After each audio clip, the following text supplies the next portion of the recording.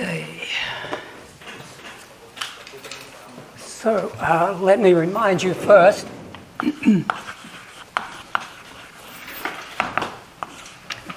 if you have a rectifiable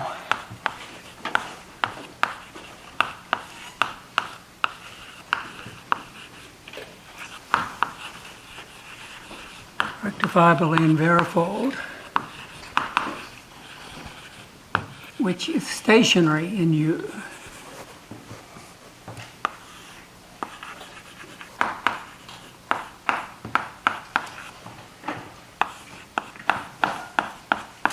So that means that this tangential divergence integrated with respect to the measure of V is 0 for every x with compact support in U. So this means stationary in U.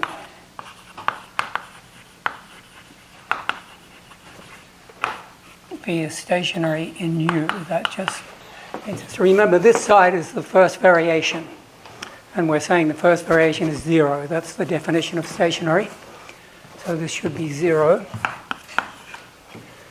for every x. Then we showed that this implies we made a choice x at x equals a function gamma at r, where r is just the distance from x to a given point in U, times the radial vector field with xi as origin. And here xi as any point in U. Notice that xi doesn't have to be in the support of the varifold. Then we got the monotonicity formula, that the measure of the ball of radius rho over omega n rho to the n minus the measure of the ball of radius sigma over omega n sigma to the n is equal to this non-negative quantity that you get by integrating over the annular region between the two balls. And you're integrating this thing r to the minus n, r is this radial distance function, times the what we call d perp r squared d mu v. And d perp r means the orthogonal projection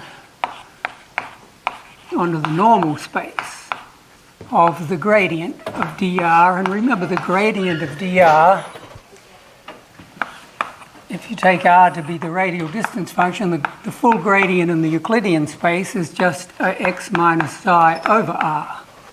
So this can be alternatively written as p txm perp of x minus psi over r. That's a unit vector. Okay, so that was the first thing. And then we also noted that if you have a slightly more general situation, where instead of 0 here, you have a function h dotted with x, so instead of the first variation being 0, it's okay if the first variation is just some function h dotted with x d mu v, as long as you have, and again this is for every x in C1 C of U, and remember these are vector fields in the Euclidean space, so this has got values in Rn plus k.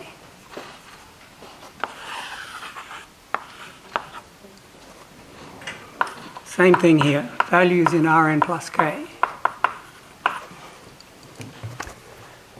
And here you just need to know that mod h, so remember this is all valid as long as you start off with a ball, closed ball of say radius r contained in U, and this is all valid as long as rho and sigma are less than this number r. So this is valid for sigma less than rho less than r, bigger than 0. I guess less than or equal to is okay. And in this case, you get a similar result if you hypothesize that r times the sup over this ball is bounded by some fixed constant lambda. And then in that case, instead of this, you get a slightly modified version.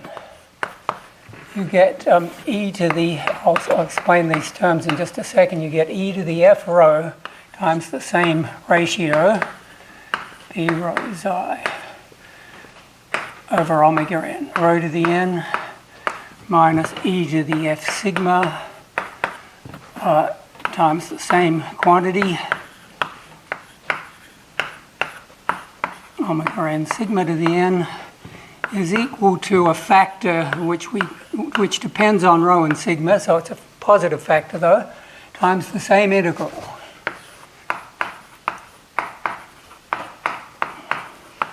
So it's the integral over the annular region. Oh, and I forgot, in this one, I mustn't forget to put in the factor of 1 over omega n here. Here that factor is absorbed into this term, so we don't have to state it. And then again, it's the same thing. Same integral, r to the minus n d perp r squared d mu v. And the good thing is that f rho tends to 0. In fact, mod f rho is less than or equal to lambda times rho over r. In particular, that tends to 0 as rho tends to 0. And G is just a nicely bounded quantity. For every rho and sigma, G is bounded between exponential of capital lambda and exponential of minus capital lambda. So we get complete control of those things. And one thing we did with this formula was to prove that, that the density exists. Notice this says that this quantity is monotone, so therefore the density, the limit of that, always exists at every point. So theta n mu v psi, which is the limit of that quantity, limit is rho goes down to 0 of mu v e rho xi omega n rho to the n. That exists for every xi. And we also proved it was an upper semi-continuous function. Upper semi-continuous.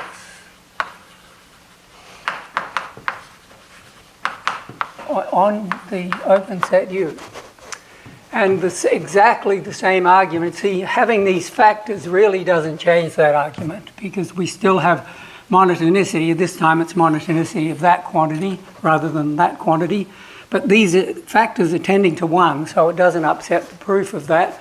So I'll leave it as an exercise for you to check that this still implies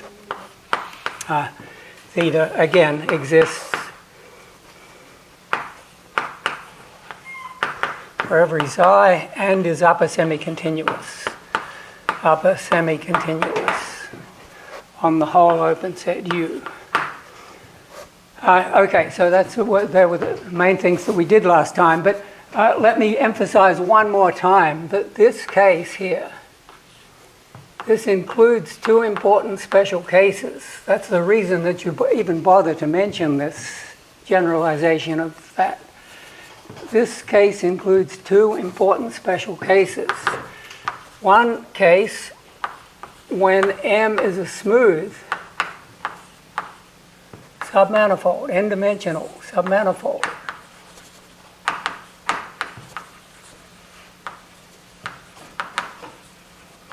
Of Rn plus k. In that case, H is just the mean curvature vector of M.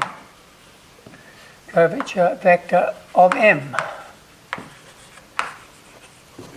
So that's one case that's included. Then the other important case that this includes is case 2, when V equals Vm theta is stationary in a bigger submanifold. Remember that picture? That was this situation. So instead of M just sitting in Rn plus k, we hypothesized that there's a higher dimensional manifold here, smooth, the C2 submanifold, and then you require M to be in this, so M is contained in N, and we take first variations in this submanifold. So V equals V m theta stationary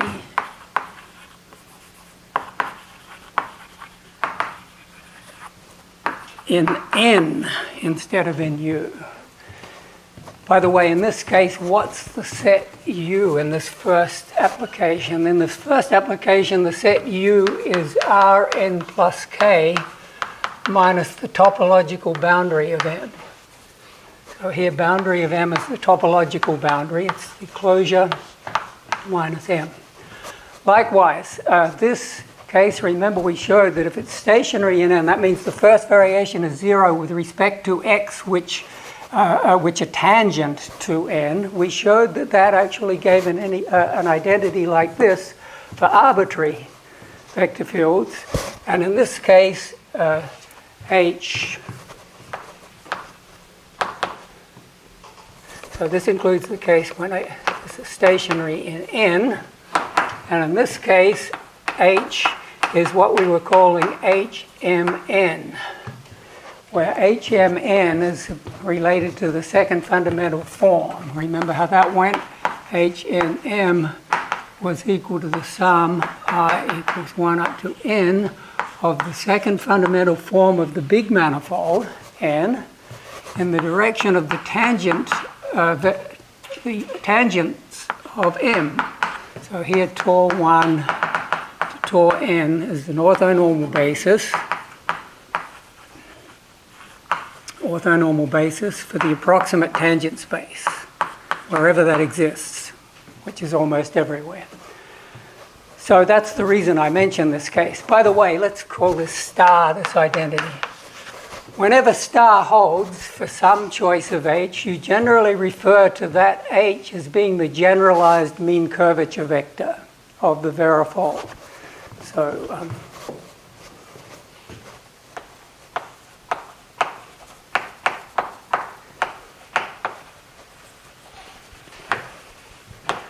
generalized mean curvature vector.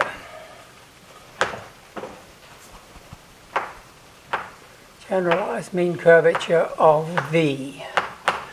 So using that jargon, that would say that in case 1, H is actually the mean curvature vector of the smooth submanifold. In case 2, it's this quantity that we define here.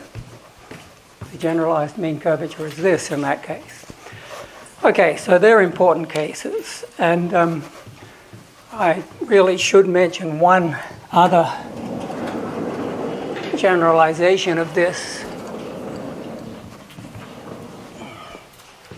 By the way, I didn't give you the details of the proof of this, but if you go through the text, you'll see it's just a few lines and it makes exactly the same choice of X. So there's just one extra term to keep track of in the argument, so it's not really very different.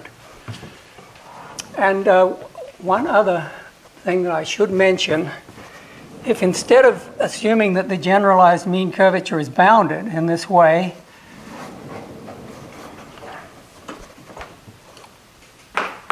instead of R times soup over the ball mod H less than or equal to gamma, it's okay to take slightly more general condition. That is an LP condition. You take, you've got to get the powers right. It's R to the P minus N.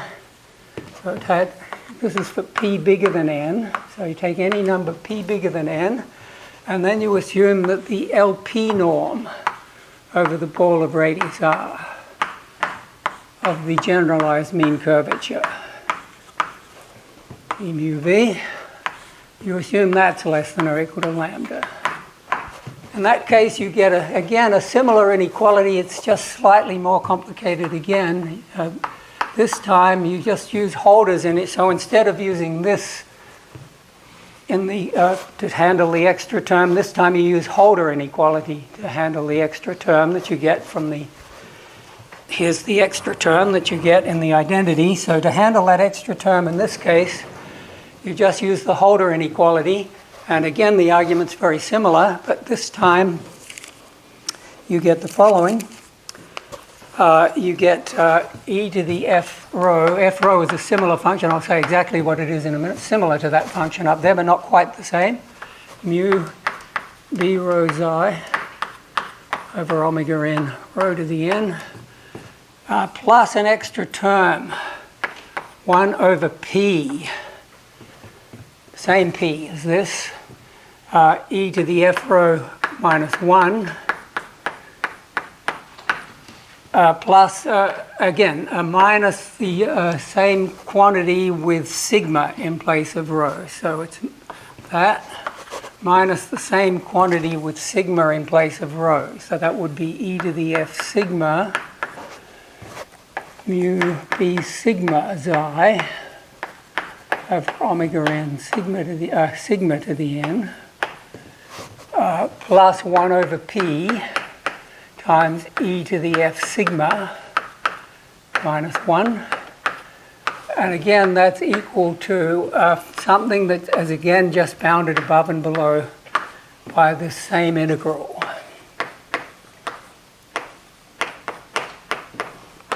The right-hand side is always this integral, r to the minus n d per r squared d mu v. And this time, f is just slightly different than the previous choice. Remember, previously we had bounds on f somewhere here. Here it is. This time we get slightly different bounds on f. In this LP case, we get slightly different bounds on f. We get mod f rho is less than or equal to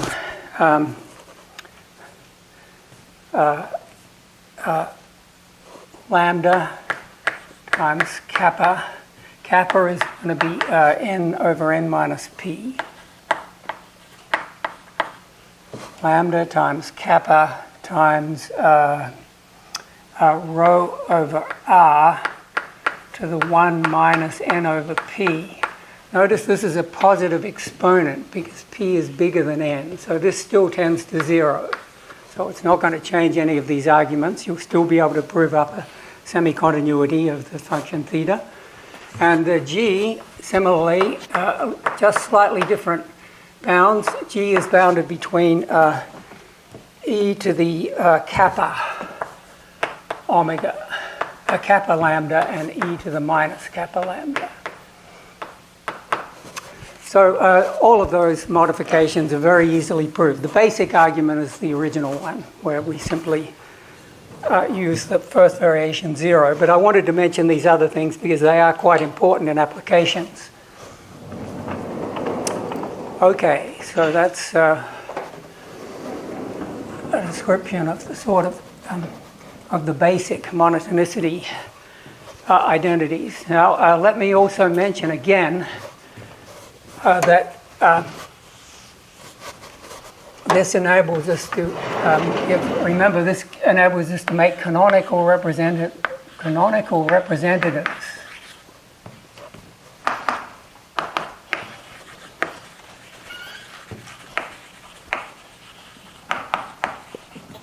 for v equals v m theta. Remember, this means the set of all possible, it means the equivalence class that you get by, you can use any m tilde or theta tilde as long as they agree almost everywhere with m tilde and theta tilde respectively.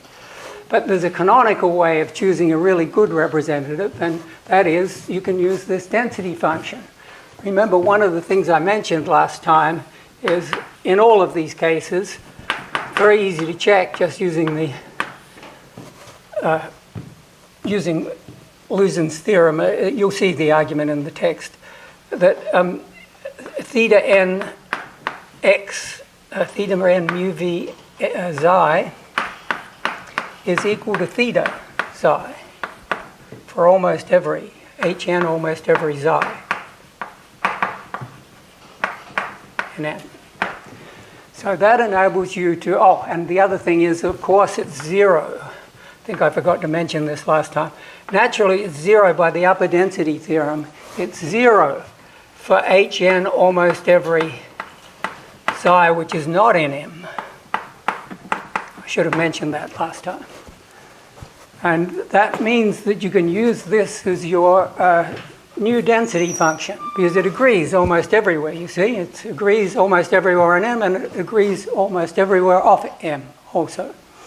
So indeed, you can take V. A V can alternatively be written just using the density function, capital theta, where here theta at xi is equal to just the this n-dimensional density function. At every point, notice that's an upper semi-continuous function, and for the set, for the density function you can use that, and then for the set S, just take the set of points where this is positive.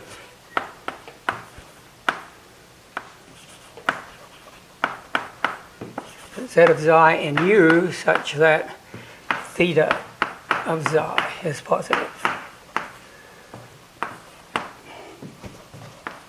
So that's a nice representative, and there's one important note which I think I mentioned last time, but let me say it again since it is rather important. Notice if you have a lower bound for theta. So if, notice this is an upper semi-continuous function. So remember the general fact that if you've got an upper semi-continuous function, it's upper semi-continuous on U, then that implies that the set of x such that theta x is bigger than or equal to alpha, set of x in U.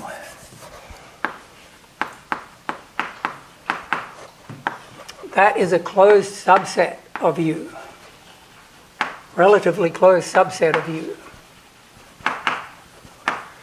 It's a nice fact. So that has the nice consequence here that if theta is bounded below by some positive constant, let's say 1, you can always rescale it anyway, so that if it's bounded below by some positive constant, you can rescale everything so that it's bounded below by 1. So there's no real loss of generality there, except there has to be some positive lower bound.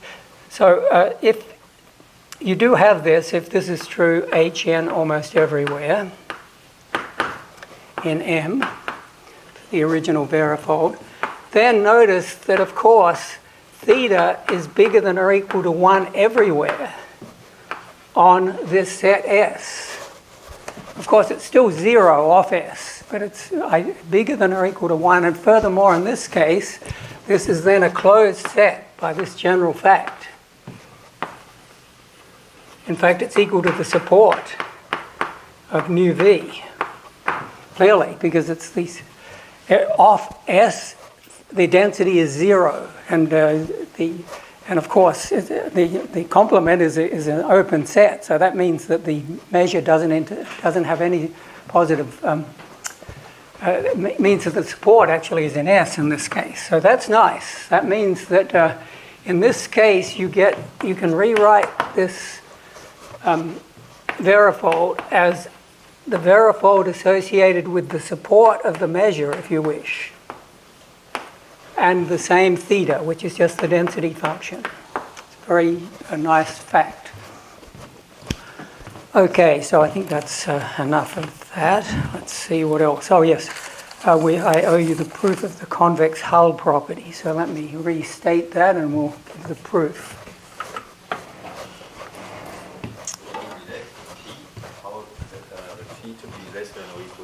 No, well then you won't get any.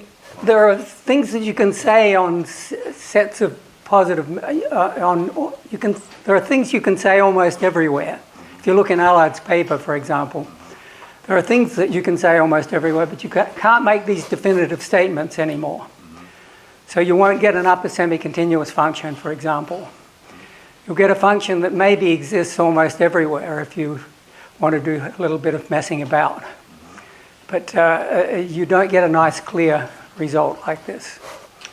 And of course, this is, as we'll discuss in a minute, this case when H is in LP is really really an important case for another reason. That is, it's exactly the case to which the Allard regularity theorem applies.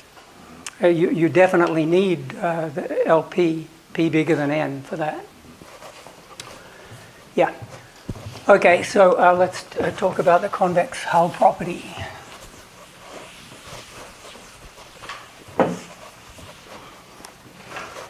So, theorem or lemma.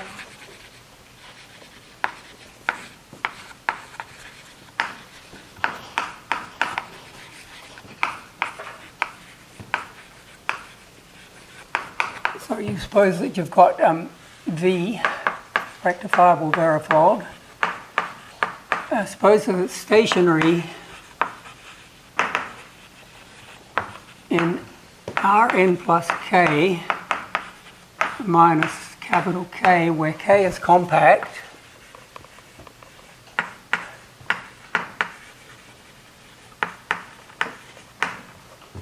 And here's the crucial hypothesis. And also suppose that the support of V is bounded. Support mu V is bounded. That is, I just mean that in the usual sense of a subset of Rn plus K. So in other words, there exists an R bigger than 0 such that the support of mu V is contained in BR0. Then the support of mu V is contained in the convex hull of K.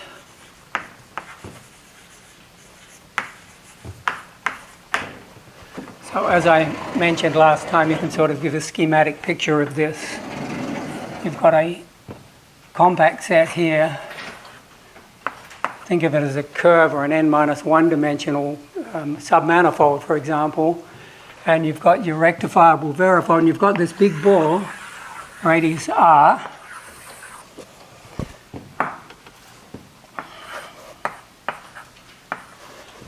And you're supposing that the support, so you've got the rectifiable verifold, so m maybe, it's stationary in the complement of k, so m can maybe be coming up here, something like this. In this picture, in this schematic picture, we could think of it as being a two-dimensional thing and k being one-dimensional, for example, would be a good case to think of. So k would be just this.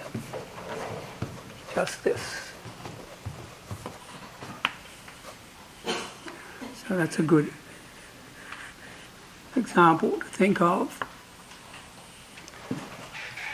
And then the conclusion is that, in fact, that sort of picture cannot occur, that that can't happen.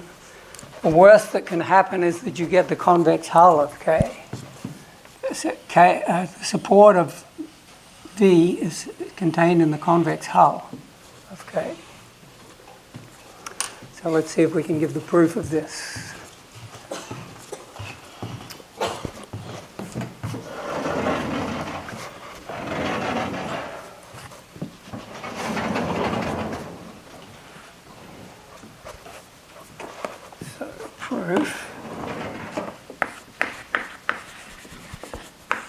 I'm going to use the monotonicity identity that we started with at the first step when we were proving this identity. Remember, we chose that as our first variation. So choose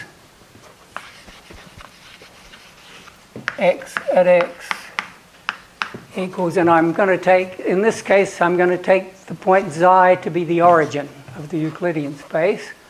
So I'm going to take x at x equals gamma r times the radial vector field x, where r is just the distance of x to the origin. And gamma, I want to look as follows. Take a number rho bigger than, take a number big rho so that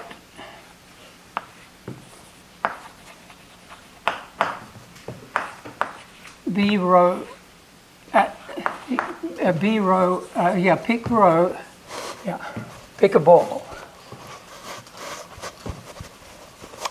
Pick a ball such that, pick any ball that contains K. That's what you do. So pick a B row xi, any ball to contain K at all. Oh yeah, I guess I made the wrong statement here, but let me correct this. B row, and assume, without loss of generality, of course, that we take R bigger than rho plus mod xi. So that means that B rho xi is contained in this ball, BR0. And I think I'm going to have to change this. I think I want to work with xi at the origin. So this is x minus psi, and again this. So it is actually the same as the exactly the same as the choice we made in our original monotonicity argument. Okay, and then now we've got to make sure this satisfies the conditions of this identity. We've got to make sure it's got compact support in Rn plus 1 minus k. So this is what I'm going to do. I'm going to take epsilon positive, and I'm going to go out to rho plus epsilon, and then I'm going to go out to R, and that's right. And I'm going to take gamma to be identically 0 back here, and positive, and increasing here, and then go to a bit further than R to R plus epsilon, and then make it come down to 0. Like that. So this is the graph of gamma. And so the conditions are that I want gamma R positive on rho plus epsilon up to R, and gamma R identically 0 on R plus epsilon to infinity.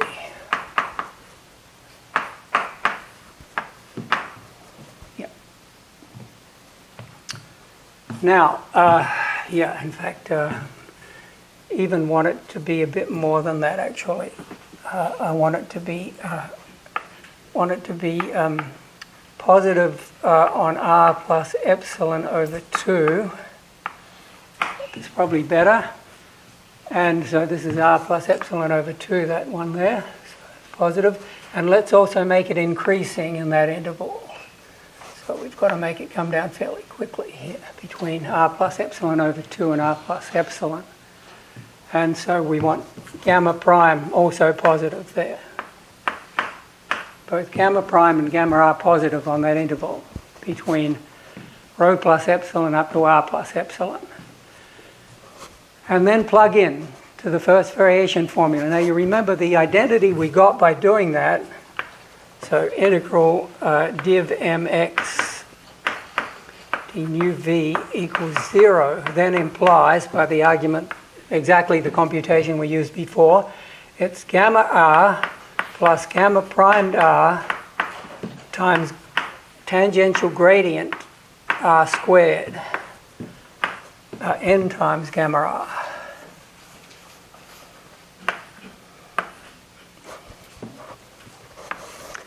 d mu v equals 0. And that's good because notice that mu v measures everything outside BR as 0 because the support is contained in the ball of radius r. So mu v measures everything outside the ball of radius r. So Rn plus k minus BR is equal to 0. So actually this can be just written as the integral over BR. Same thing. And also you can leave out the ball of radius rho plus epsilon, ball of radius rho, rho plus epsilon, rho plus epsilon, because gamma is identically 0 there, and of course gamma prime is also, so rho plus epsilon psi. It's the support because everything else is 0. So we get that. But you see, that looks ridiculous, right? Because, in fact, we can make this r plus epsilon over 2 even if we like, because everything's positive up to r plus epsilon over 2. That's that middle point there. Well, these are both positive in this region. So this, it tells us that, that mu v of br plus epsilon over 2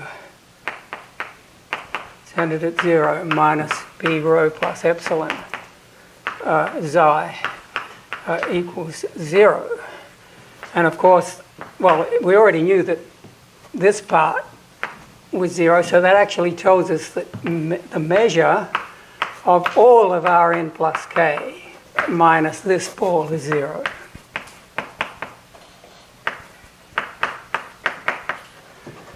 So in other words, let's finish it here. In other words, that means that the support of mu v is contained in this, this ball, b rho plus epsilon. And if you let epsilon go down to 0, of course, that epsilon was arbitrary, so that means that the support of mu v, which is a closed set, is contained in b rho psi. So we proved that the support of mu v is contained in b rho xi for every ball which contains k. But remember, the convex hull of k is just the intersection of all the balls that contain the set k. So take the intersection, support mu v is contained in the convex hull of k. So that's that. Okay. Good. All right. So that's an example of the sort of thing you can do with the monotonicity formula. Okay. I think that's as much of chapter 4 as we need, actually, now. But let me make one other remark about this original identity here, and there's an analogous remark that you can make about these modified identities too. Namely,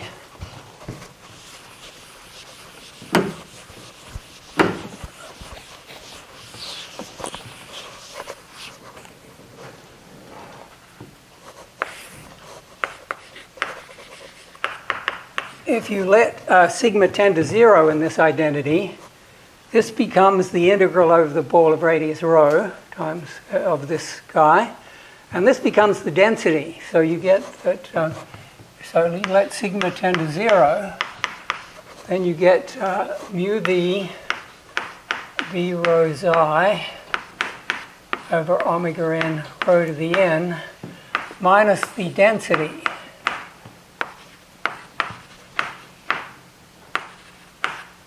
is equal to the 1 over omega n times the integral over rho psi r to the minus n d perp r squared d mu v.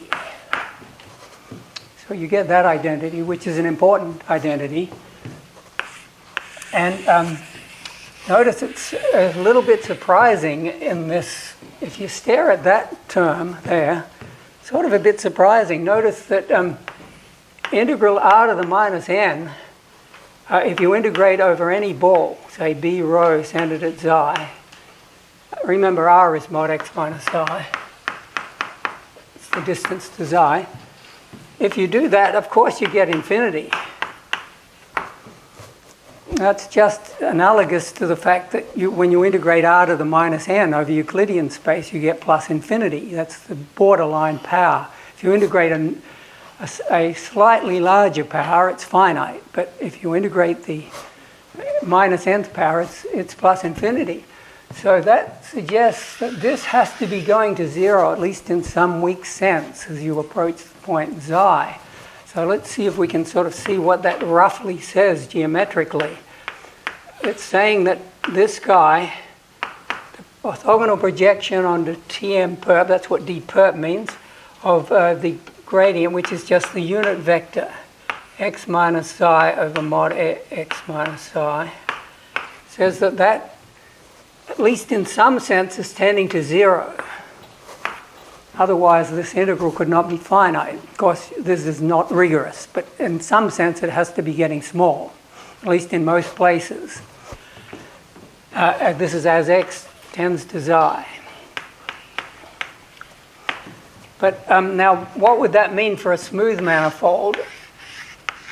Xi would be here, and then let's check that that would actually be true for a smooth manifold. If x was a nearby point on the manifold, then x minus xi is approximately tangent, you see, to the manifold, and that means this is, of course, tending to 0. In fact, if it's a C2 manifold, it's even tending to 0 at a rate equal to less than a constant times the radial distance to the point.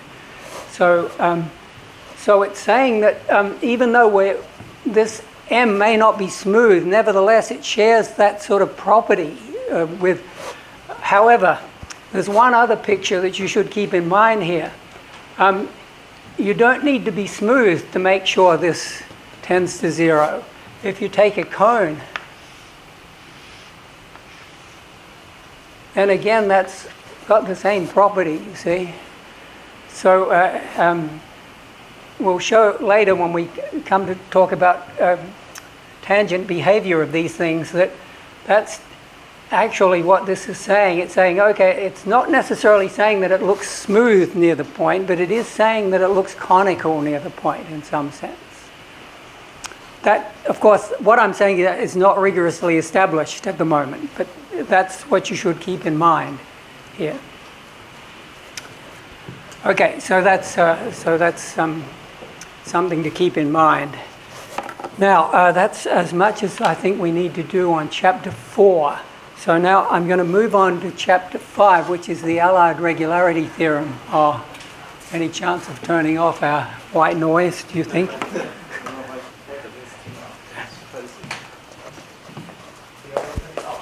Yeah.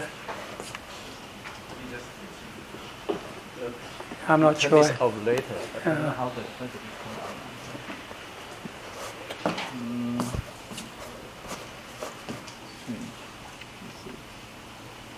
Okay.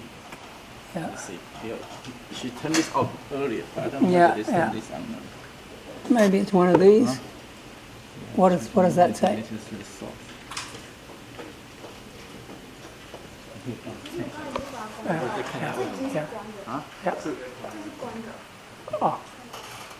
Okay. She says she already turned this off, but I don't know whether this turned it off. Okay, we'll persevere.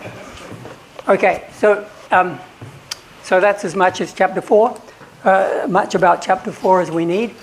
But Chapter 5 is the Allied regularity theorem, one of the basic theorems about the study of minimal submanifolds.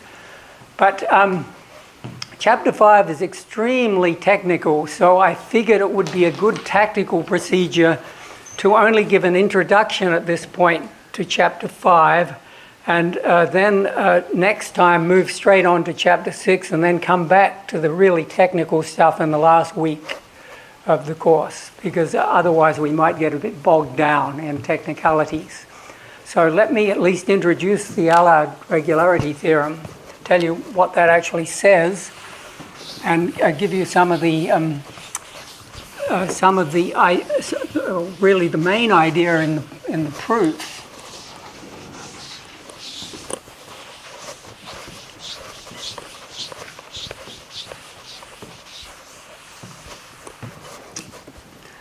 So the Allied regularity theorem says the following.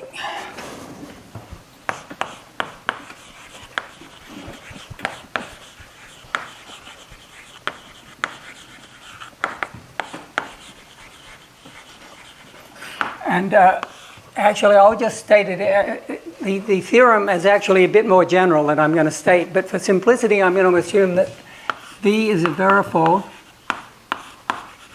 rectifiable varifold, and I'm going to assume for the moment theta is integer valued. Theta is positive integer valued. So that means we're in the setting in particular where theta is bigger than or equal to 1. Hn almost everywhere on M. And that means we can use this canonical representation where, if we like, we can just replace m by the support mu and theta. And we are assuming it's stationary. Stationary in some open set U. And again, that's a bit more special, and it's actually okay if the mean curvature is in LP, if the generalized mean curvature. You don't really need stationarity, so we'll actually talk about the general case. The generalized mean curvature in LP, where P is bigger than N. But just to fix ideas, you can just keep that case in mind when it's stationary. And then the Allard theorem says that, now remember, this means that the density is bigger than or equal to 1 everywhere in the support, right? For every xi in the support. And of course it's 0 if you're not in the support. At every point if you're not in the support. Then the Allard theorem says that if you go to a point, there exists a delta bigger than 0, depending just on the dimensions. So we're in, this is in Rn plus k, remember. So this is stationary in U. U is an open set in Rn plus k. And the Allard theorem says there's a number just depending on the dimensions, nothing else, positive, such that if the density at a point xi is less than 1 plus delta, then there exists a rho b. Of course, this is a point xi in the support I'm talking about now. So that means it's automatically bigger than or equal to 1, right? So it's somewhere in the interval between 1 and 1 plus delta. Then that implies that there exists a rho bigger than 0, such that support of mu v intersect b rho xi is a C2 submanifold. In fact, modulo a rotation of the surrounding space. So modulo applying an orthogonal transformation to Rn plus k to rotate, then you get that this is the graph of a C2 function. Graph of a C2 function. And furthermore, theta is identically equal to 1.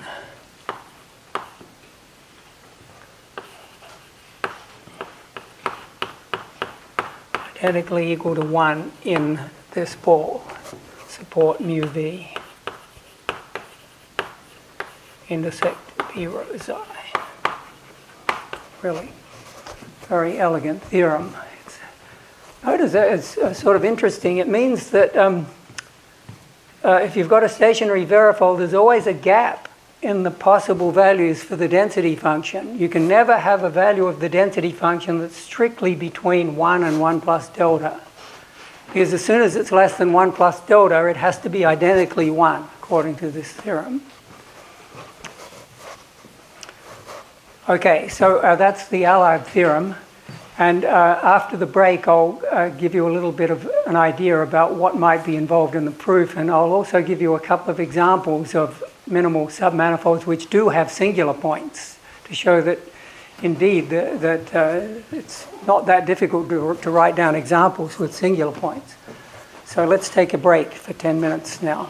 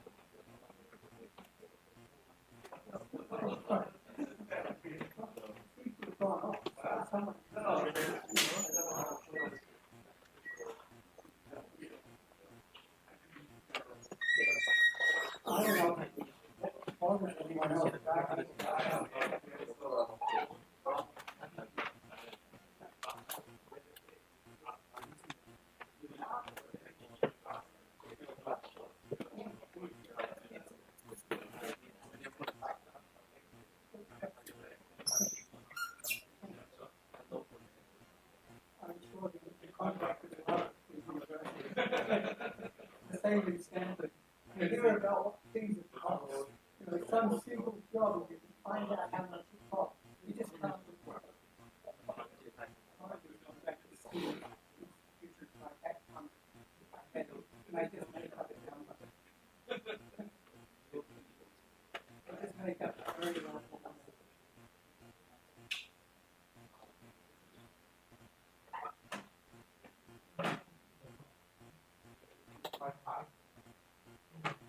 Yeah, then you need it. I probably really put up with that.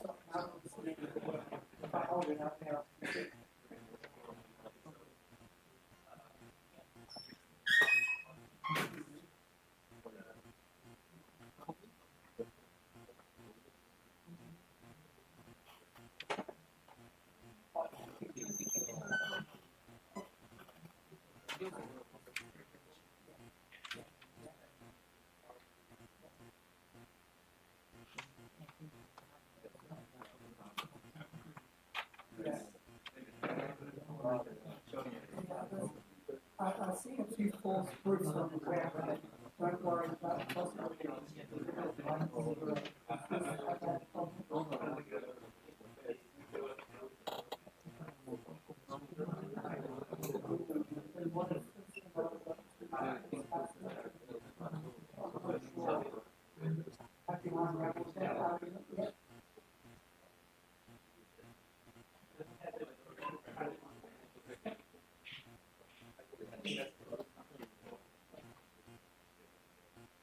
there are many wrong arguments. If you go on the web and look this up, you'll find lots of wrong arguments.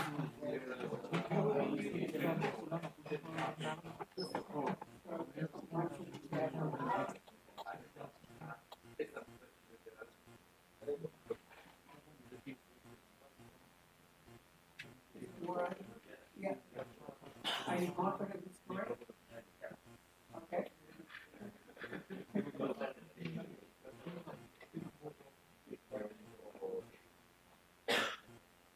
All right then. Let's take his word for it then. Let's look at it. Maybe we can get him to explain it.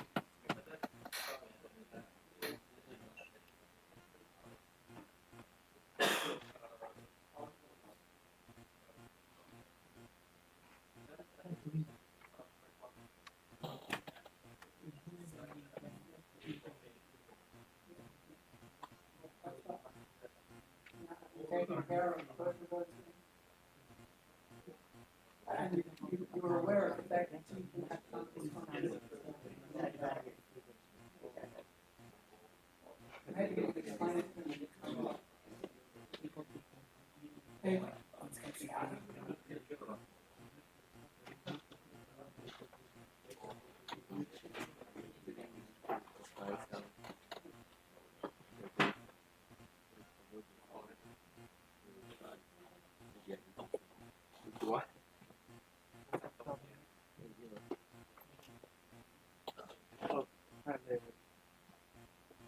Okay, so let's see. So that's the regularity here. And as I said, you picked it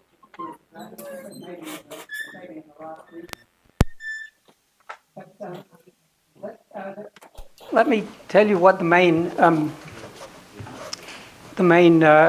tool in the proof is. It's a technique known as harmonic approximation. So let me explain why harmonic approximation would be relevant for this sort of result. So let's look at the smooth case first.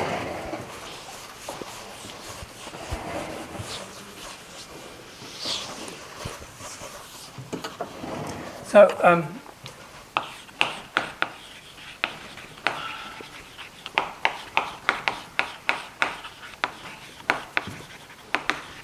harmonic approximation. So suppose that M to begin with is already smooth. So M C2 minimal submanifold.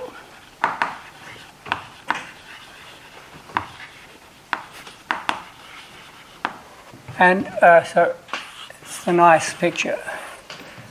Remember, saying it's minimal means that it's got zero mean curvature vector. And take a point xi in M.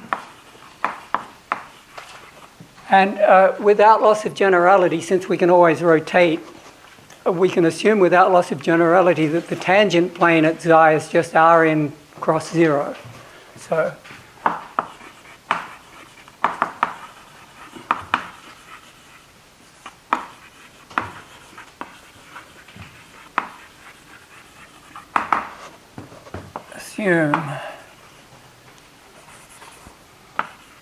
assume that the tangent space of M at xi is just Rn cross 0. Notice that means that 0 is the origin in Rk.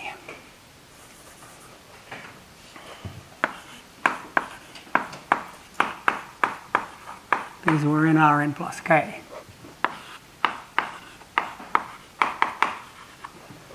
All right, and now recall that from our discussion of submanifolds, local coordinate representations, we can then represent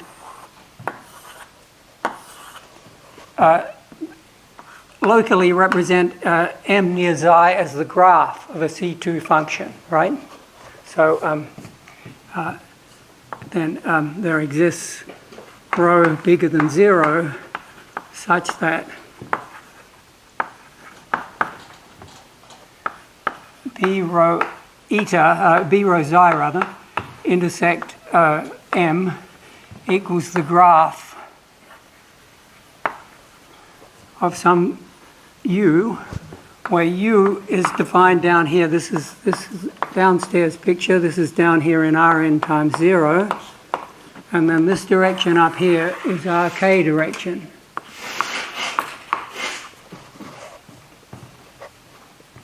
So U would have k components.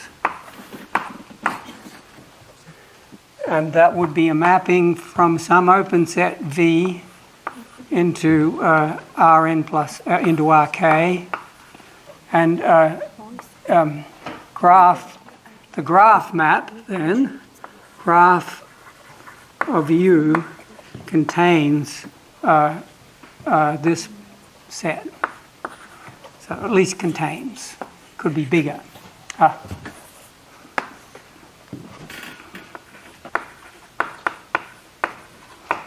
And this is an open set in Rn. This is V down here, Rn times 0. So we know all that from our previous discussion. And now let's compute the area, the n-dimensional Hausdorff measure. Well, you remember we've got the area formula for that. So the n-dimensional Hausdorff measure of this part of M is just equal to the integral over. So let's suppose that we let k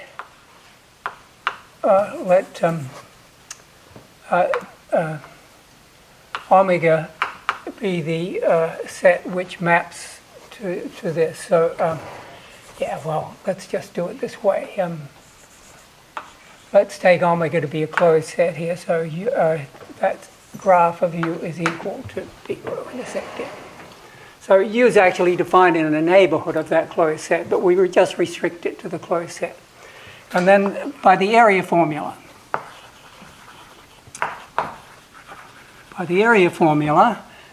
the n-dimensional Hausdorff measure is the integral over the region omega downstairs of the Jacobian factor, Ju dln. We're integrating with respect to Hausdorff measure downstairs. And Ju, now let's see, what is it? What is the map that gives you this? It's the graph map. So the map that gives you this is the map that takes a point x in omega and maps it up onto the surface as x ux. Yeah. So, yeah.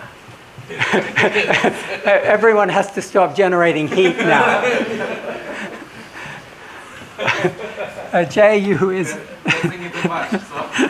right.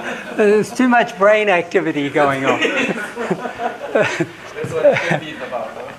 Ju. So Ju is the graph. This is the map, right? So Ju is the determinant of the map that you get by taking di of that graph map. Now, what's di of this graph map? Di, ith partial derivative of x, ux. Well, when you take the ith partial derivative of the vector x, you just get the standard basis vector ei. And when you take the ith partial of u, you just get diu. So this is eiux dotted with ej di. So it's ei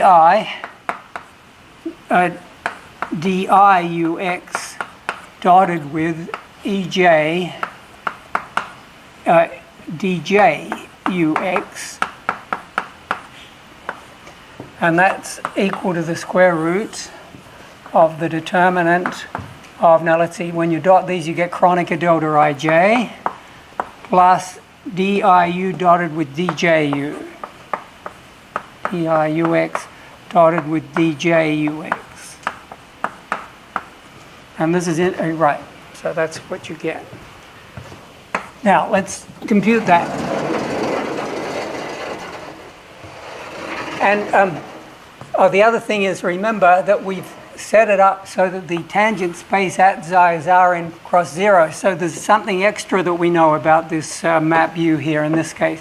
It's got to have gradient gradient of U at 0 has to be, at xi rather, has to be equal to 0.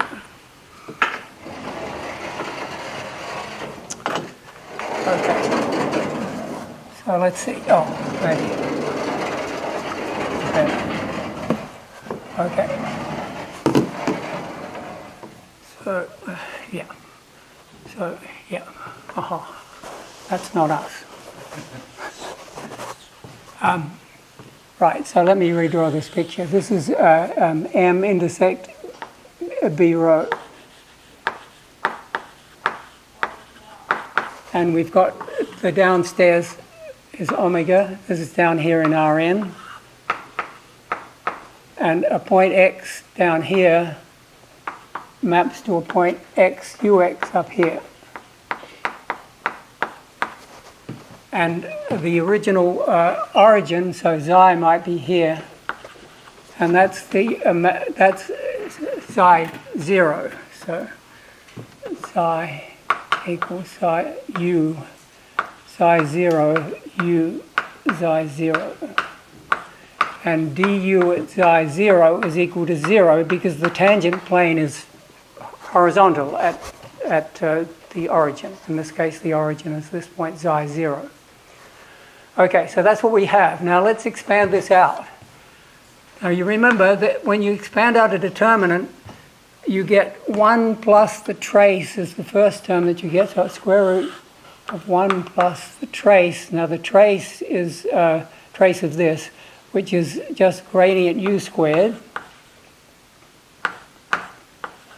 And then you get the higher order terms. They're big O of the fourth power. You get at least fourth power. All the others, see, these are all quadratic terms. So then the next order terms are at least 4. All the terms are of even order. So this is, so let's call it some A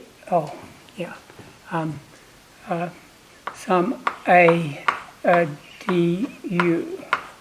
Let's call it F. I think that's what we do in the text. Called F du. And F du, F of P, let's call it, is less than or equal to a constant times mod P to the fourth. Because the next order terms are involved, the squares of terms like this. So mod P to the fourth, and the derivative. Here P is, let's see, this is a vector, notice. This is a matrix valued function, so du is equal to diuj, right? So where I goes from 1 to n and j goes from 1 to k. So mod p squared, so here p is pij, where again I goes from 1 to n and j goes from 1 to k. Like so. Okay, So, let's also observe that the partial derivatives, the partial of f of p with respect to Pij, that will then be, that'll be one order lower. That'll be less than c mod p cubed. Keep in mind here that all of these gradient terms are small because gradient starts off at 0, you see. So in a small enough ball, we can make this row as small as we like. In a small enough ball, the gradient, these gradient terms and this term are all small. Okay, so we have this Pij. Now, let's see.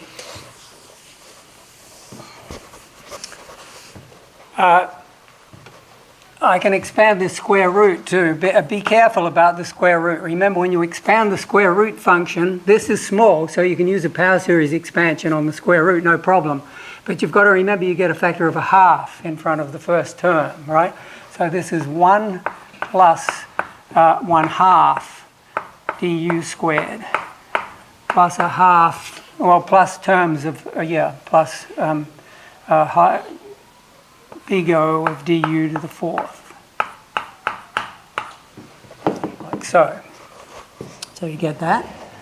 And so now, okay, so we have this expression for the volume, for the area. And now remember, m is zero mean curvature, so that means it's stationary. Remember, that's equivalent to stationary. So that means the first variation is 0. So in particular, we can think about making let's draw the picture again. So this is our u intersect, m intersect p rho psi.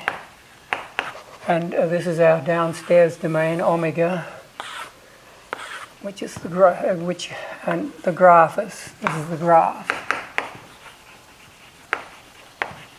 Now we can think about first variation, varying the surrounding space in this cylinder here. But I'm going to use a very special kind of first variation. A general point in this cylinder, if x is the point downstairs, a general point in the cylinder would have coordinates x, y, right? Where y is in Rk.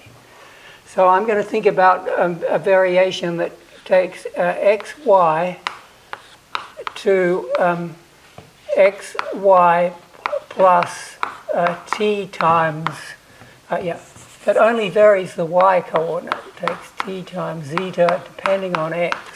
That's one way to take a one parameter family. I call this phi t of xy. Where zeta is defined downstairs here, and it's got compact support. So let's agree that zeta is C1 with compact support in omega. So zeta's got compact support somewhere in here. Vanishes near the boundary of omega. Okay, so you might object that this variation doesn't really have compact support in the cylinder because it's actually the support is the whole cylinder, which is not bounded, right? But you see, that doesn't matter because we only have to have compact support in the intersection with M. So here's the Rk axis. You can just cook up a function that's on a very big ball in Rk, which is identically 1.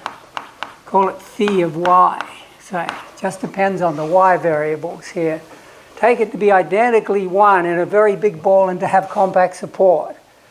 If it's identically equal to 1 in a neighborhood of this, then it won't change. It won't affect the first variation. It's identically 1 in a whole neighborhood of m intersect b rho.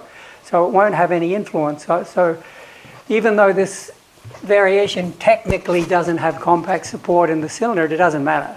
It's still got the correct support as far as taking the first variation is concerned.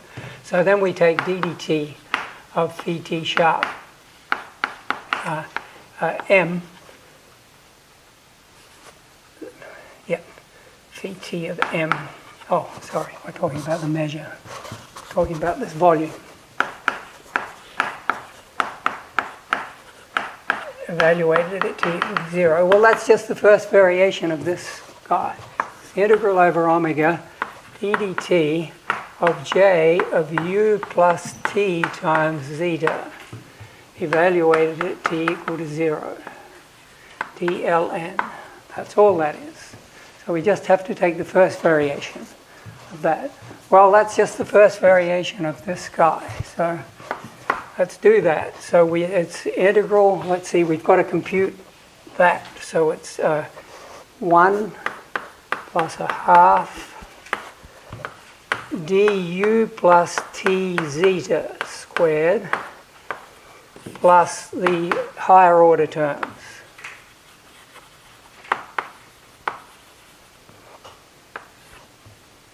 Now let's call these terms G.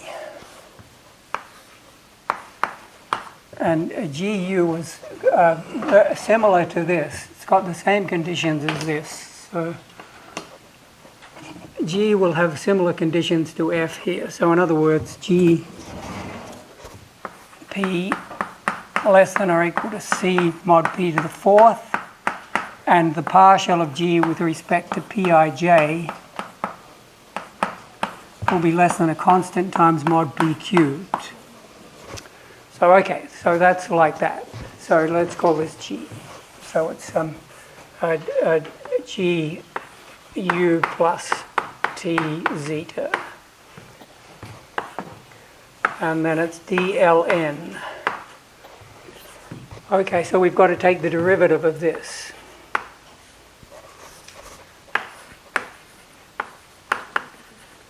Okay, let's do that.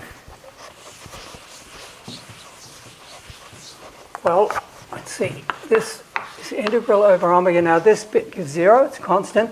This bit gives 2, cancels with the half, and you get a du dotted with d zeta. So you get du. Remember, we're setting t equal to 0 after we've taken the derivative. So this is du dotted with d zeta, like so. And then, so this means the sum ij equals 1. Oh, I gets summed from 1 to n, and j gets summed from 1 to k. And it's diuj di zeta j. That's what that looks like. And then similarly, this term will be a partial by the chain rule. This will be partial of g with respect to Pij times zeta ij. This will be evaluated at du again. And this will also be a sum, like that, d zeta ij. Di zeta j. Yeah, like that. dln. And this has to be 0, of course, because the first variation is 0. So we get that. That's the equation. So you get. Now, zeta's got compact support, so you can integrate by parts here. And notice this gives you the Laplacian of uj. So when you integrate by parts, though, you get a minus sign. So there's a minus sign, and it's double sum. Laplacian of uj times zeta j. And here we get a minus, but we've got a minus out there, so that's okay. A di of dg dpij evaluated at du. It's the partial derivative of that, dln. Times, we still got the zeta ij here. Zeta j, rather, here. dln. And that's got to be 0 for every zeta equals zeta 1 up to zeta k, which is which is C1 with compact support in omega. So we get that identity. Well, clearly, only one way that can be true, and that is if this. Notice there's a common factor here, so I can put the zeta outside. So the only way that can be true is, sorry, I've gotten rid of that sum, but we've still got a sum on I here. So think that's right now. So this is still a sum on J. Yep, there we are. So that's the expression that you get after you integrate by parts. But now, these zeta j's are arbitrary functions with compact support, and the only way that can be true is if this is identically 0. Remember, use a C2 function by assumption, so this has to be identically 0.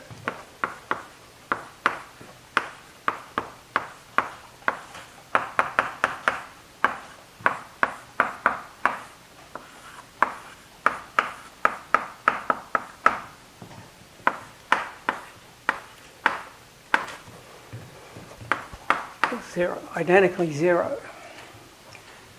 And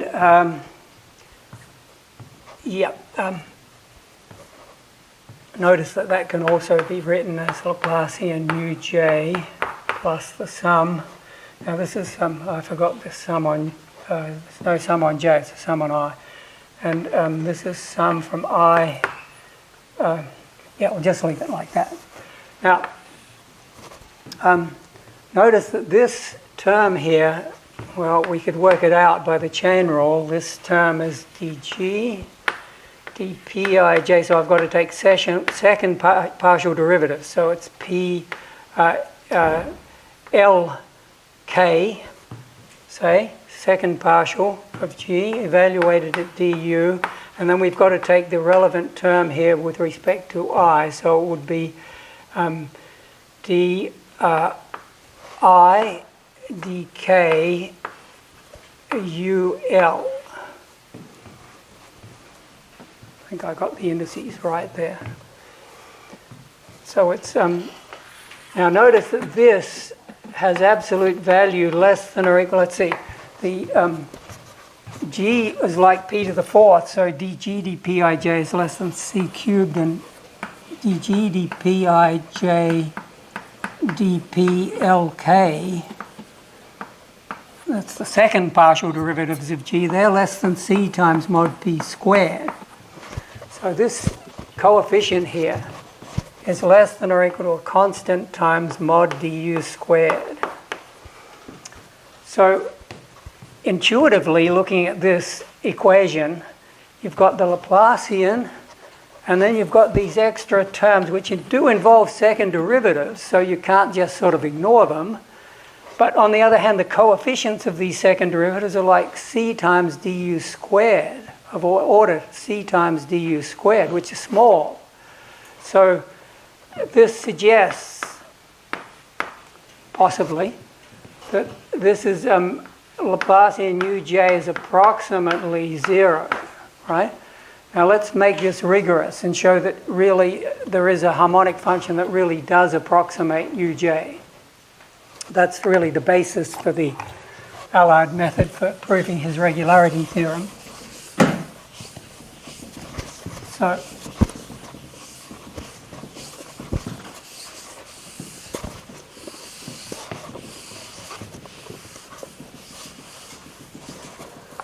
let's see if we can make this a little bit more precise. So let's go back to this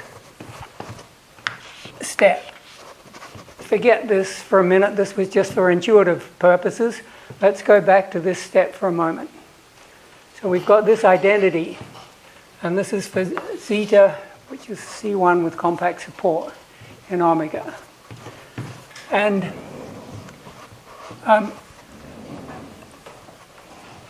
if you've seen a course in PDE, you probably know that you can solve the Laplace's equation with a specified boundary data. So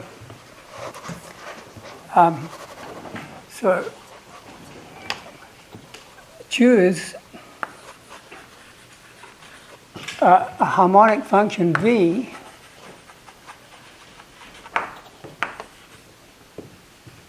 on omega which agrees on the boundary of omega. Actually, I realized I probably made a bad,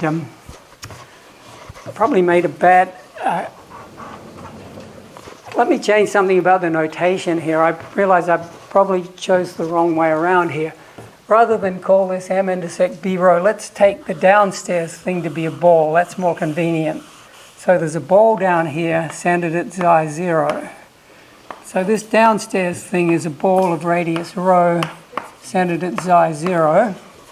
And the thing upstairs is M intersect some open set. This is the graph of U restricted to the open ball. So that's probably a better way to look at it, because then we're just solving the equation on a ball. That's better, I think. It actually wouldn't matter because you can solve the harmonic function on any reasonable domain. But let's stick to a ball. So the downstairs thing is the ball, and the upstairs thing is whatever you get when you intersect with the graph. Okay, so we've got a harmonic function which agrees with U on the boundary of this ball. So now I'm going to write down so that means the Laplacian of V is equal to 0. And well, you know, there's a weak form of this. If you multiply this, if you dot this with the same function zeta, so we've got in that identity there, and integrate by parts, so this is sort of the reverse to what we did a minute ago. You multiply by zeta and integrate by parts. That tells you that integral of di vj dotted with di zeta j is equal to 0. As long as zeta vanishes on the boundary, so zeta j restricted to the boundary of the ball should be equal to 0. It doesn't really have to have compact support as long as it vanishes on the boundary of the ball and as long as it's C1.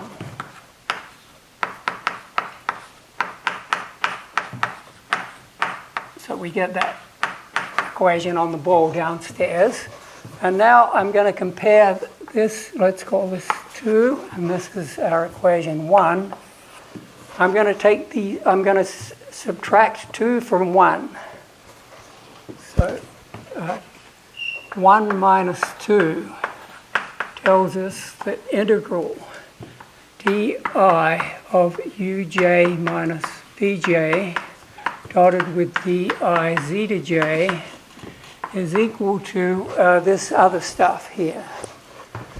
This is a bit cumbersome to keep writing, so let's just call this thing aij du.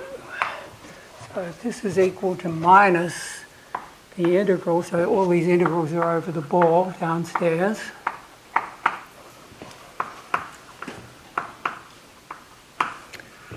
Aij du, and then it's di zeta j, summed from I equals 1 up to n, and j equals 1 up to k. And likewise, this is summed from I equals 1 up to n, and j equals 1 up to k. So, okay, so we get that, and we take the difference. Now, one choice that you can, now this is going back to one of the principles I've mentioned a couple of times. Whenever you've got an equation of this sort with an arbitrary zeta, it's good to ask yourself, what's a good choice, what's a good special choice of zeta that will tell me something good? And clearly, one good choice of zeta here is simply to take zeta j equals uj minus vj. So choose zeta j. Notice that works out okay because that vanishes on the boundary. Zeta j minus v, we've chosen vj to agree with uj on the boundary, so that's okay. So plug that in. Notice this becomes the sum of squares of the derivatives. So this tells us that integral du minus v squared is equal to minus sum, double sum, aij du di uj minus vj. Over, and all these integrals are over the ball.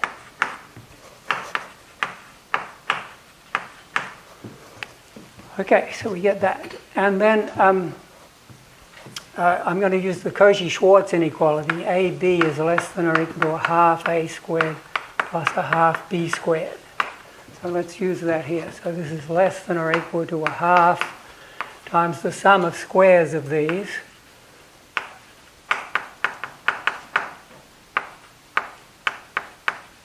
And sum from I equals 1 up to n, j equals 1 up to k, plus a half the sum of squares of these, but that's just du minus v squared again, using that Cauchy-Schwarz inequality. And now notice I can take this term and put it over onto the left, get a factor of a half there. So this tells us that integral over b rho xi 0 du minus v squared is less than or equal to integral sum j equals 1 up to k, sum I equals 1 up to n, aij squared du dln. So that's what you get when you plug in that choice of harmonic function. And it's a harmonic function which agrees with you on the boundary of the ball. Now, let's look at this right side here. Aij, remember, is less than a constant times du squared, Aij. Here it is here. This guy, less than a constant times du cubed, actually. So we're squaring it, so that's the sixth power. Wow, that's pretty small. Less than or equal to a constant times the sixth power of du to the sixth dln over the ball. Now, of course, if we take rho small enough, remember this du vanishes at the origin. It is here. Du vanishes at this central point, so if we take rho small enough, we can take du as small as we please. So let epsilon be positive. I think we can get rid of this now. So let epsilon be positive.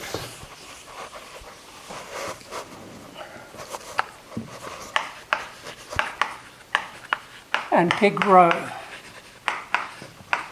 with du less than or equal to epsilon on the ball of radius rho centered at xi 0, which we can do because, as I said, du is 0 at the point xi 0. We can certainly do that.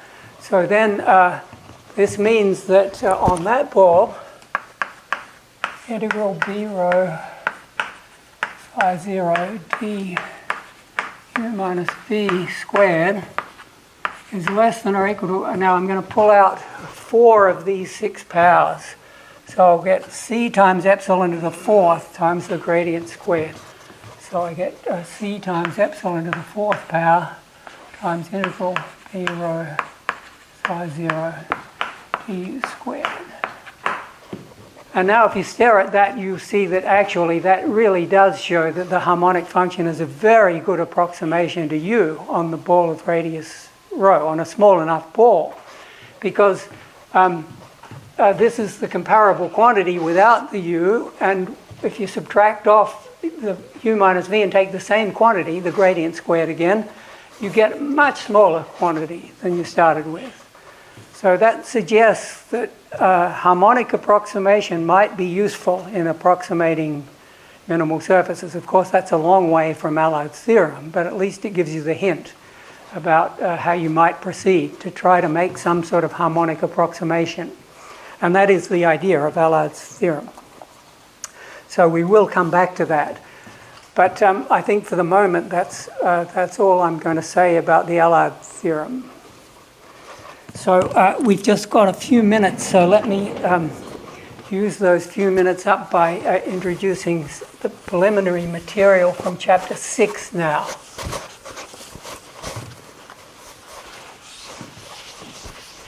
Which is the theory of currents. Theory of currents was basically created by Federer and Fleming back in the 1960s. Probably seems like ancient history to you guys, but not so long ago to me. I was 15 at the time. I guess I didn't know much about mathematics, but still. Their famous paper was written in 1960. And I'll explain that paper a bit later. But, well, actually, let me say something about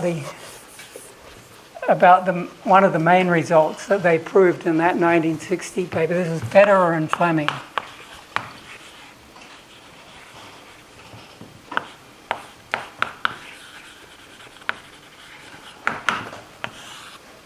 A special case of what they proved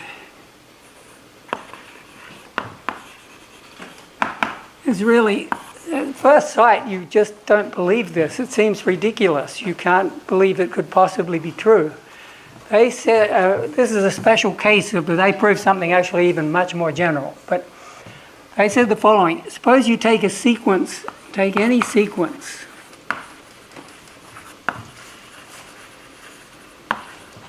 of smooth, of say C2 or C1, C2 if you like, submanifolds, n-dimensional, submanifolds of Rn plus k,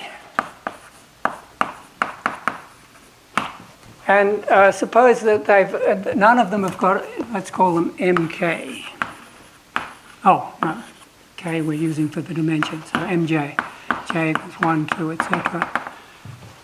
And suppose that all of these are compact and no boundary.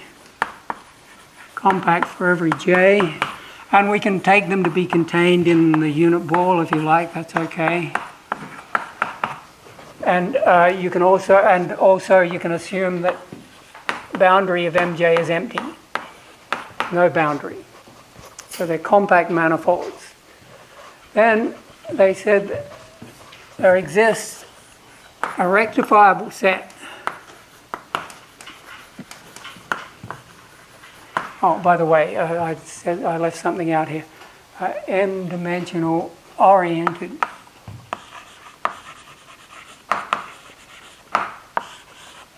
I'll talk about that a bit later, but oriented, I think you probably know what it means, right? It means you give the manifold an orientation in such a way that, that it continuously changing orientation.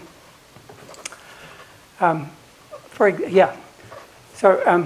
then the claim was that there exists a rectifiable set and an integer valued multiplicity function, meaning almost everywhere, integer valued almost everywhere, multiplicity function,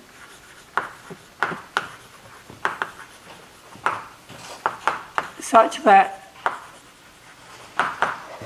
when you integrate a form over omega,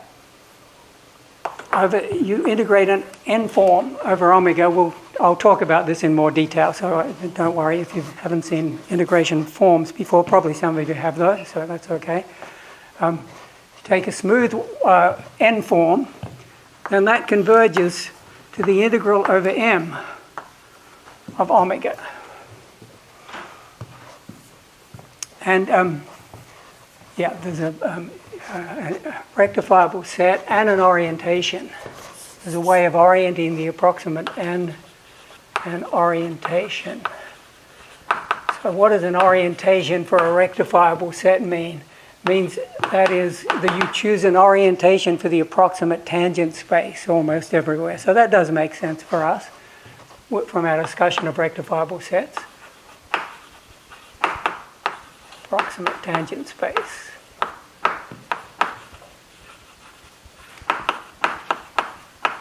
Hn almost everywhere. So the claim is that there's a limiting rectifiable varifold and a multiplicity function, theta, and these have got multiplicity functions theta j, dhn. You're integrating, well, these are smooth manifolds, so they've just got multiplicity 1, but there's a multiplicity function in the limit here. So the claim is that you can actually take a convergent subsequence. Of course, that really would be false if I tried to claim the whole sequence converges. But the claim is that a subsequence which converges to a rectifiable limit function. And in each case, you're integrating, so this is for every smooth n-form omega with compact support. This is omega on the surrounding space with compact support.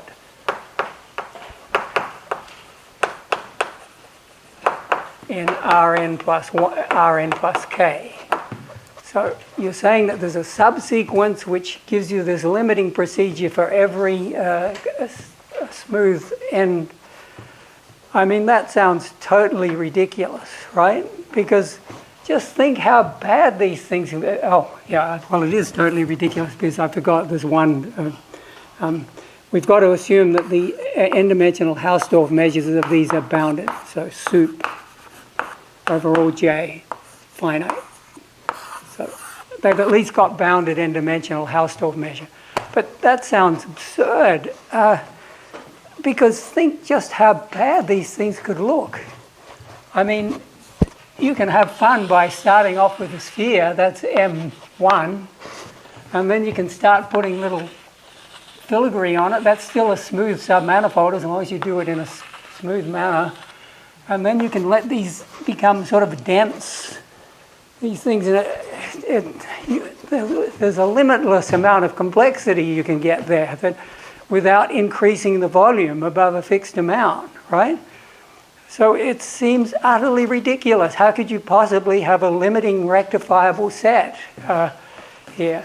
Well, Feder and Fleming realized that even though it looks ridiculous, it nevertheless works out, because anytime you try to add some ridiculously complicated filigree and do something outrageous, and you integrate the form omega over there, there's a tendency to get cancellation if the tube is thin.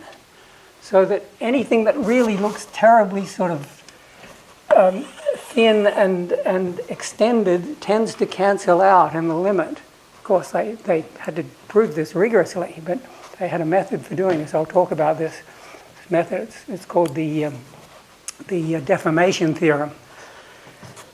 So nevertheless, it turns out this is a true theorem. In fact, they proved much more than this, much more general result. So we'll talk about that. Yeah. Is this unique, like, or it could be? No. Of course, you get different limits by taking different subsequences. Yeah, and of course, because you've got to take a subsequence naturally. It's like taking a sequence of it's like the Arzela-Ascoli theorem, right? Same thing. Anyway, that's so. This is one of the things we'll talk about. This theory of Federer and Fleming to enable you to do that. Quite an amazing theorem, though. Always still surprises me that turns out to be correct. One of the homework assignments that we made that I gave you. Remember that one about the cylinders? You had a sequence of cylinders with smaller and smaller radius, with centered at an integer point ij. Remember that one where the we called the Mn was the union of these cylinders, and in the measure theoretic sense, H2 rather, restricted to Mn, converged to three-dimensional Hausdorff measure times 2 pi. You remember that assignment? Well, that looks like a counterexample to the Federer and Fleming theorem, doesn't it? Instead of getting a two-dimensional rectifiable set, we've smeared everything out so that we get three-dimensional measure in the limit. That seems to be totally contrary to this result. So what's going on there, do you think? Any ideas? It does appear to be contradicting that Federer and Fleming result. because these, if you take a fixed amount of, if you take a fixed ball here, this condition will be satisfied. There's a fixed amount of measure. So that's not the problem. Well, but there's no boundary here. These are cylinders. So there's no boundary. And as a matter of fact, Federer and Fleming only have to assume the boundary is finite, actually. It's not important, as long as you make the right hypothesis on. So that's not the problem. The thing is that if you integrate a smooth one form over these cylinders, you will get 0 in this example.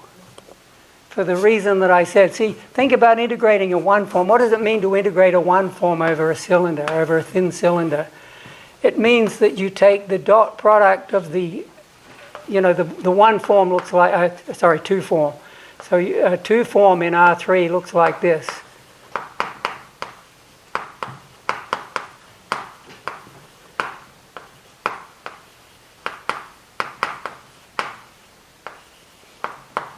Right, a two form looks like that, where these are smooth functions, omega 1, omega 2, omega 3. And integrating a form is that there's a dual vector that you get just by taking the coefficients and making the signs correct. The dual vector is this. That's the dual vector. And integrating a form over one of these cylinders is actually just the same as taking this dual vector and dotting it with the unit normal and integrating that with respect to two-dimensional Hausdorff measure. I'll discuss all this next time when we systematically talk about integration of forms. But for the moment, just take my word for it. That's what integration of forms looks like in this case. And now you see what happens. Nu is the outward pointing unit normal of the cylinder. You see? And that means that for every point on the cylinder, there's a point opposite it, the diametrically opposite, where you get exactly the reverse direction. Now, it's not the same value, but if the cylinder's thin enough, omega can't vary much. So that's the reason. Everything cancels out in the limit. The difference tends to 0. So this tends to 0 when you... So integral over these mn of omega does indeed tend to 0. So it doesn't contradict the Federer and Fleming result, except it's just that the Federer and Fleming result in this case is not very interesting because the limit is 0 in this case. But usually there'll be a non-trivial limit, of course. But